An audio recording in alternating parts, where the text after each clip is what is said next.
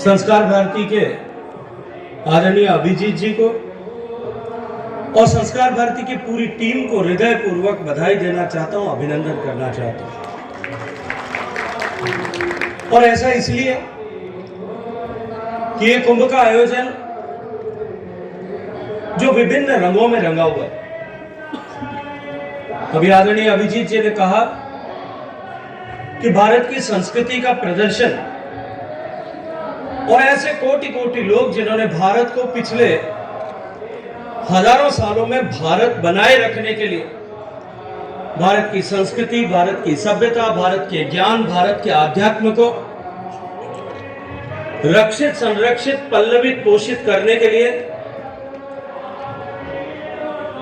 जिन नाम अनाम लोगों ने अपना जीवन खपा दिया,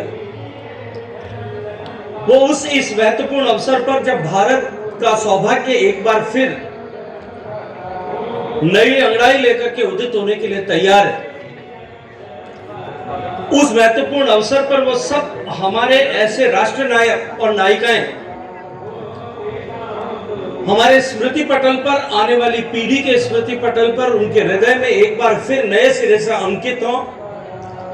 इस दृष्टिकोण से यह कार्यक्रम निश्चित रूप से अत्यंत महत्वपूर्ण भी है, अनूठा भी है, अद्वितीय भी है।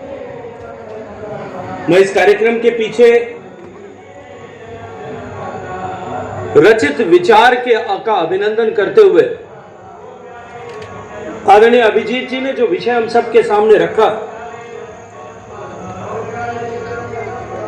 कि ऐसे लोगों के स्वरूप का दर्शन, मैं अभी कुछ 1-2 दिन पहले मीडिया से बात करते हुए भी ये कह रहा था कि जिस तरह से भगवान श्री कृष्ण ने महाभारत के समय जो संशय का भाव अर्जुन के मन मस्तिष्क में उदित हुआ, युद्ध की दौर के समय दोनों सेनाएं जब आमने सामने खड़ी थी, निर्णायक युद्ध होना प्रारंभ होना था, उस समय में उसके मन में जो उहापोह की स्थिति थी उसको समाप्त करने के लिए जीवन दर्शन का ज्ञान गीता के माध्यम से दिया। और वो 700 श्लोक का परस्पर संवाद, वो 700 श्लोक का परस्पर संवाद और उसमें 18 बार अर्जुन के द्वारा प्रश्न किए जाने और उनका प्रत्युत्तर भगवान के द्वारा दिए जाने के बावजूद भी उसके मन से वो संशय का भाव मिटा नहीं। तब भगवान को विराट रूप का दर्शन देना पड़ा। और वो निमिष मात्र का दर्शन, जब भगवान ने अपने आप को सृष्टि रूप में, सृष्टिकर्ता के रूप में अर्जुन के सामने अपने आप को प्रदर्शित किया, जो हमारी हिंदू कालगणना है उसके अनुरूप निमिष, 1 सेकंड का बहुत छोटा हिस्सा, उस निमिष मात्र के दर्शन से अर्जुन के मन का वो संशय भाव समाप्त हो गया। और जो कुछ 700 श्लोक के माध्यम से नहीं सिखाया समझाया जा सका था, वो केवल एक उस दर्शन से संभव हो पाया। मैं आज के इस सुखद संयोग पर जब हम हमारे ऐसे कालजयी इतिहास पुरुषों का, जिन्होंने काल सापेक्ष कृत्य करते हुए, चाहे वो भक्ति की पराकाष्ठा के रूप में मीराबाई ने, चाहे वो मां अहिल्याबाई होलकर ने, अपने स्त्री धन का सदुपयोग किस तरह से किया जा सकता है, या राष्ट्र पर आई हुई आपदा और संकट से किस तरह से संघर्ष में सर्व समाज की, समाज के प्रत्येक हिस्से की भूमिका है, उन सब लोगों ने अपने जीवन को जिस तरह से जिया, उनके इतिहास के पन्नों को पढ़ने के बावजूद या पढ़ाए जाने के बावजूद भी जो कुछ न सीखा और देखकर समझा जा सकता है, उसका प्रदर्शन इस शोभा यात्रा के माध्यम से संस्कार भारती आज यहां कर रहे। ये कुंभ का अवसर भी निश्चित रूप से अनूठा और दिव्य अवसर है,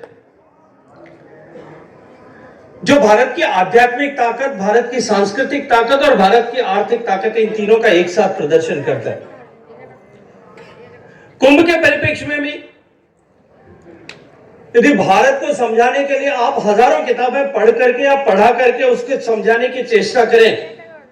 शायद भारत को सर्वांग रूप में जो है समझाना संभव नहीं होगा। लेकिन यदि किसी को भारत को समझना, जानना और पहचानना है, वो 3 दिन यहां कुंभ में रहे, वो भारत को संपूर्ण रूप से समझ सकता है।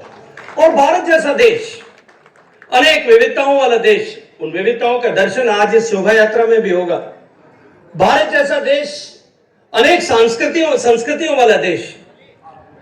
जहां भोजन की विविधता है, जहां व्यवहार की विविधता है, जहां भाषा की विविधता है, जहां आचार व्यवहार की विविधता है, जहां परिधान की विविधता है, जहां संस्कार की विविधता है, जहां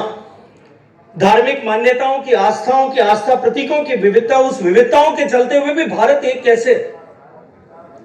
और उन सब से ऊपर कुछ इतिहासविद इस बात के लिए प्रश्न खड़ा करते हैं। मैं इतिहास का विद्यार्थी होने के नाते वो एक प्रश्न जब खड़ा करते हैं कि भारत अंग्रेजों के आने से पहले या मुगल सत्ता के भारत पर